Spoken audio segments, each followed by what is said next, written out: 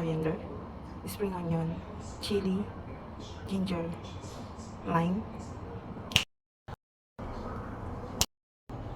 Lagyan natin ng ginger. Hindi ko na binalatan yung ginger kasi aalisin ko rin ulit mamaya pagka-steam. Ayan. Ganyan yung tsura niya. Ayan, kumukulo ng ating tubig kaya ilagay na natin ng ating fish. Steam natin ng 15 minutes yan. Ayan, na-steam na siya. So, kasi natin dyan.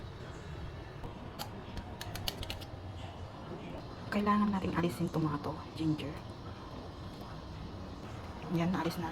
Then, kailangan din natin alisin yung sabaw niya. Naalis. Ibuhos natin yung sabaw na linuto natin.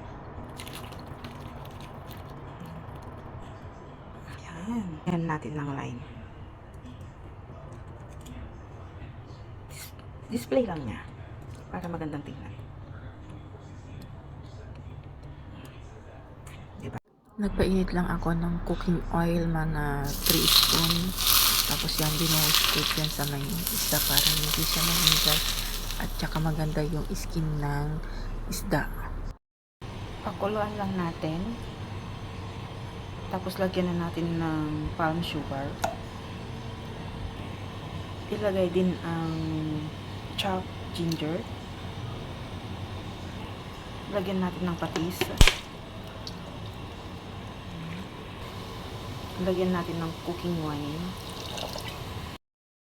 Ayan, kumukulo ng ating sauce. Ilalagay natin mamaya sa may fish.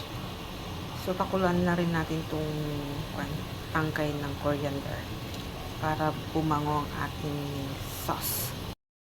Alisin na natin yung tangkay ng coriander.